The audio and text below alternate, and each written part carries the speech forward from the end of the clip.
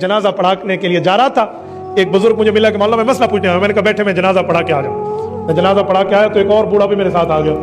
मैंने इनको बिठाया, इनका इकराम करने के लिए, कुछ खिलाने पिलाने के लिए। हाँ जी पूछे क्या फतवा पूछना। तो एक बूढ़ा पहले बैठा था, बुजुर्ग आदमी, एक अब आया वो बुजुर्ग, तो बैठ गए दोनों। तो पहले वाला मुझे कहते हैं मुफ्ती साहब मेरे बच्चों ने मुझे मारा है, मेरी कमर की हड्डी में मोरा टूट गया, मैं आसा पर लकड़ी पर सहारा चल के आया हूं, मुझे फतवा लिख दो अपने बच्चों के लिए। मैं परेशान हूं। बूढ़ा 80 साल की उम्र है इस बुजुर्ग की।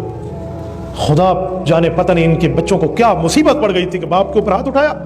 अब मैं सोच रहा हूं कि क्या करूं, क्या फतवा करूं, क्या तरतीब, परेशान हो गया। तो मेरे साथ जो बूढ़ा आया था ना, वो उस बूढ़े को कहता है, हालांकि पता नहीं एक दूसरे को जानते होंगे, पहले आया तो मेरे साथ था दूसरा, कहते हुए तू इसी काबिल है, अब तू मुफ्ती के पास आ गया। तो मैं परेशान हो गया कि पहले बुजुर्ग खुद रो रहे, दूसरा इस पर टड़ गया।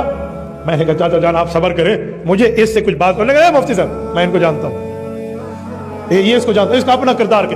वो बूढ़ा आदमी बुजुर्ग दूसरे बुजुर्ग के साथ लड़ पड़ा। मैं परेशान हुआ, पहले एक मसला तो हल नहीं होता तो दूसरा खड़ा हो गया। अब दूसरे मसले को मैं क्या करूं, ठंडा कराया को पानी वानी को पिटा।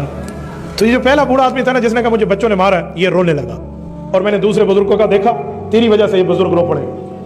तो वो रोने वाला मेरा हाथ पकड़ कहते हैं कि जी नहीं, मैं इसकी वजह से नहीं रोया, मैं अपनी वजह से रोया। जब उसने जवाब दिया ना, गुजरावाला के दोस्तों यकीन माने रोंगटे खड़े हो जाते। उसने कहा मुफ्ती साहब ये बुजुर्ग सच कहता है, मुझसे गलती हुई थी, मेरी उम्र उस वक्त 24 साल थी, मैंने भी अपने अब्बे को मारा था और ये बंदा हमारी इस बात का गवाह है।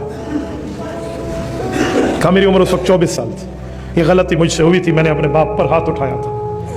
और 24 साल उम्र है और आज उसकी 80 साल है। जरा गिने, हिसाब लगाएं कितने बनते हैं। 80 से 20 निकले, पीछे 60 गए, 4 और निकाल दो, पीछे कितने बचे।